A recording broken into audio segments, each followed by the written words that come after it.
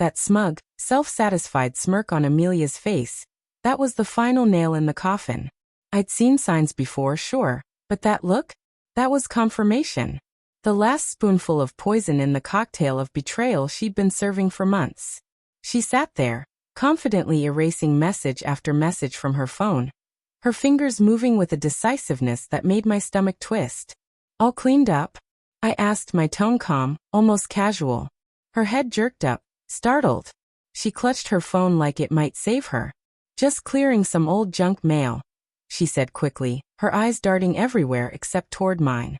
The smirk was gone now, replaced by a poor attempt at innocence. It was laughable. I'd had my suspicions for a while. The late nights at the office. The whispered calls in another room. The new perfume she never wore before, and I certainly hadn't bought it. My gut had screamed at me for weeks, but I ignored it, hoping against hope that I was wrong, that she wasn't capable of doing what I feared the most. But now? "Junk mail, huh?" I said slowly, taking a step toward her. She tensed, her grip tightening on the phone. "Strange," I added, because what I heard through the baby monitor last night didn't sound like junk mail. It sounded a lot like Jeremiah Harrison. She turned pale instantly. Her lips parted, words struggling to form, but nothing came out. I could see the panic building. I didn't give her a chance to spin a lie. "No need to explain," I said, pulling out my own phone. "I've been recording your cozy little chats for a few weeks now. Thought it'd be smart to gather some proof before I confronted you." I hit play. Jeremiah's slick voice echoed through the room, laced with sweet, empty promises. Then came Amelia's voice, breathy and light, filled with a kind of giddy excitement I hadn't heard from her in years. I felt sick listening to it again, but I watched her face the whole time. Shame flushed her cheeks, and tears welled in her eyes, but not because of regret. It was fear. Fear of being caught. "How could you do this?" she whispered, her voice cracking. "How could I?" I repeated, my voice rising. "You're the one who lied, who cheated, who shattered everything we had." I stopped the recording. Silence fell heavy in the room. Amelia collapsed onto the couch, her face buried in her hands, sobbing. For a brief moment, something inside me softened, an echo of the love I once felt. But it vanished quickly, replaced by a cold fury. "Pack your things," I said, voice like ice. She looked up in disbelief. "What? Where would I even go?" "I don't care," I said flatly. "Just not here. Not with me." The next few days blurred together. Arguments, packing, tears. Amelia tried to explain, to apologize, to fix what couldn't be fixed. But the damage was done. I couldn't look at her without hearing his voice, without seeing the lie in her eyes.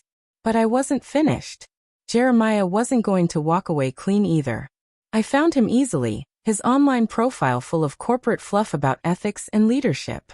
I waited for him in his office parking lot, his voice playing in a loop inside my car. My blood boiled with every replay. When he finally showed up, all polished and cheerful, I stepped out and blocked his path. His smile faded the instant he recognized me. "You're," he started. "Her husband." I finished, my tone deadly quiet. "The one you've been screwing over." His face drained of color. He opened his mouth to defend himself, but I held up my phone. "Don't bother," I said. "You won't be the only one hearing this." I pressed play again. The sound of his own voice spilled out into the open, loud enough to draw attention. People nearby stopped, stared. A crowd began to form.